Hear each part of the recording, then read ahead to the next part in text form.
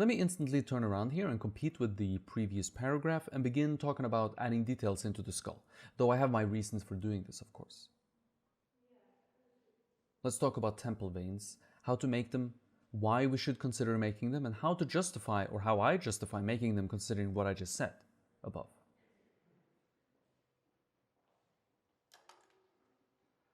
First, let's go over the specifics of the procedure that's about to take place when sculpting veins.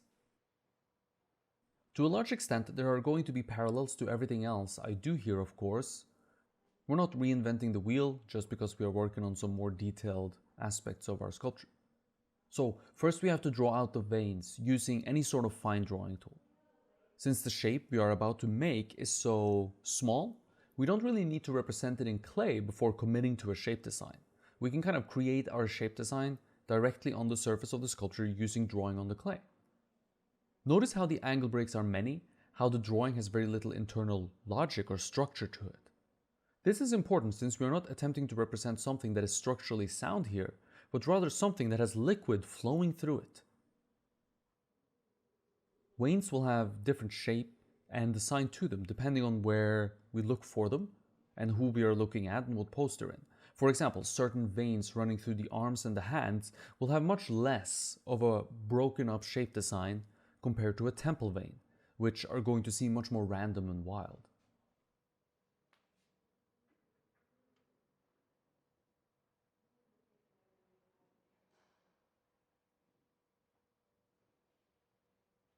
Certain poses and certain people might require some veins to be drawn and designed differently, and that's where careful observation from life for reference comes into play. Here we are looking at a temple vein. In general, they tend to have many angle breaks, they tend to have little direction to them, and they almost seem a little bit random. This creates great contrast to the hardness of the skull and the thin layers of muscle that surround these veins.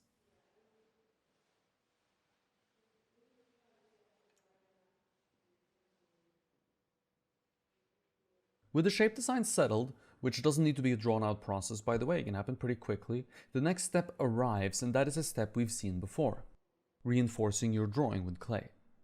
Essentially just laying down pieces of clay on the surface over where the drawing was. There are some tricks to this that can help accentuate the feeling of veins that we shouldn't miss out on, by the way, so let's talk about them. Shorter pieces of clay are going to allow for more random interplay between where the pieces of clay are laid down, and this contributes to the feeling of vein. This is going to later render into a slight difference in thickness, both in width and height, and this is going to make it feel like the vein is uneven and random. Veins tend to dive down into the flesh more in some areas and pop more out and get wider in others. And this can seemingly be a little random, but we can assign some logic to it, and that will help us along further. For example, in regards to assigning logic to a random looking vein, always look for where the vein meets another vein, where there's kind of like a crossroads. This is a perfect point to enhance and treat a little bit differently. Make sure these points have more mass and come off the surface a bit more than the rest. This is perhaps not always going to be the case when you observe from life, by the way, but veins often suffer the unfortunate fate of not feeling like veins in the final sculpture, so I think we should use anything we can in order to make that happen. And more often than not, this is not down to a mistake in the observation of reference, but down to a lack of understanding of what makes a vein feel like a vein. And ultimately, that's going to be the most important thing, not carefully representing the exact vein that you see on your model. Rotating the pieces of clay as you apply them can also help add to this feeling of random proportion, which suits the nature of veins so well. As you roll out a little worm of clay, rotate it before you apply it to the surface of your sculpture, and you will automatically find yourself with random widths and random high points. Finally, it's important to make sure that the vein fade out towards where it ends, so it naturally seems to dive underneath the surface more and not just disappear suddenly. A lot of these can certainly be accomplished later on, by the way, later on in the process, that is, a lot of these features. But I think it's better to achieve as much as we can, as early as possible, no matter what it is we are working on, and then work to refine what we have made as we progress through the process.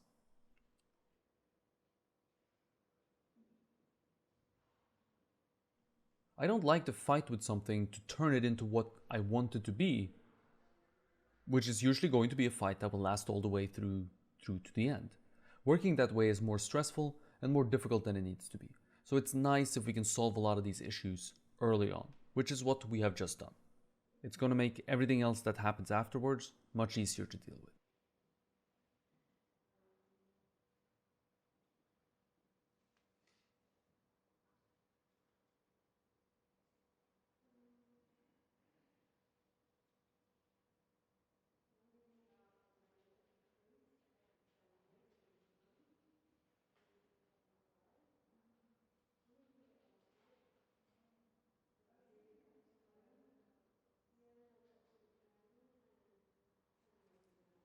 Finally, we're moving into rendering, where we make sure the vein seamlessly integrates into the rest of the surface that we have surrounding it.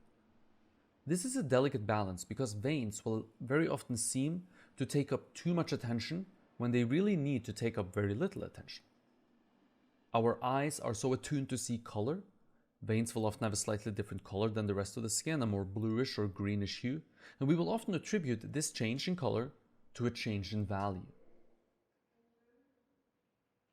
In sculpture, there is no color, of course, so we must try to look past this and look for changes in value rather than color.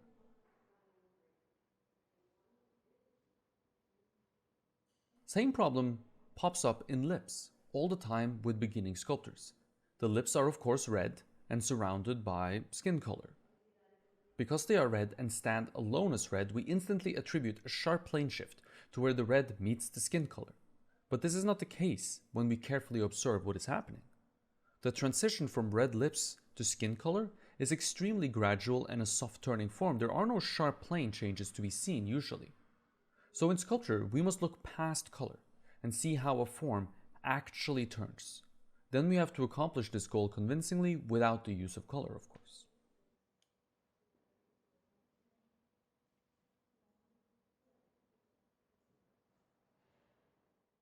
Veins are the same as lips, though I would say to a much less extent a problem compared to lips. Number one reason for this is probably the fact that veins rarely ever get sculpted to begin with. Personally, I kind of have a love for details, which probably comes from me loving special effects and makeup effects sculpture when I was starting out sculpting. That's kind of why I got interested in this stuff. So I can't help myself and have to include details like veins if they make sense and I can see them.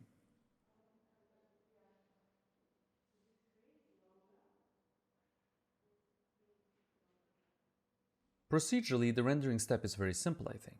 I'm first going to use my fingers to press the clay into the surface slightly. This just makes sure that none of the clay forming the vein is going to fall off during the rendering, or it will make it less likely that I'll have cracks between the vein and the skin. The surface of my sculpture is very dry at this point, almost leathery, which I prefer, but this means new clay can struggle a bit to stick to it unless coerced into agreeing to stick. But once stuck down, the loop tool comes out.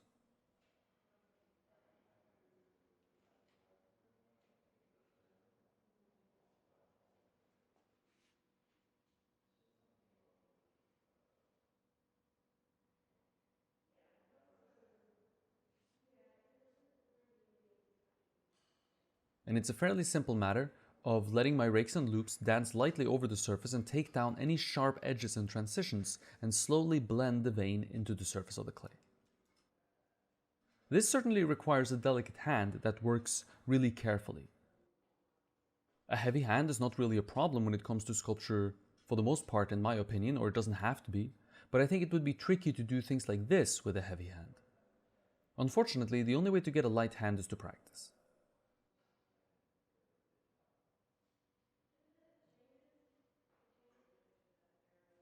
You can see that I hold the tool far back on the shaft and use the weight of the tool to apply most of the pressure. I would do a similar thing in pencil drawings, letting the weight of the pencil play a big role in the amount of pressure being applied to the surface. If you choke up on your tool, you're much more likely to use much heavier pressure.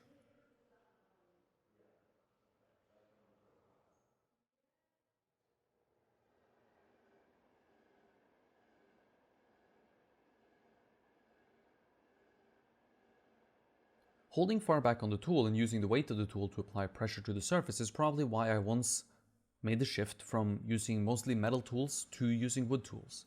Wood tools are of course lighter and I think therefore a little easier to control in light-handed applications like this.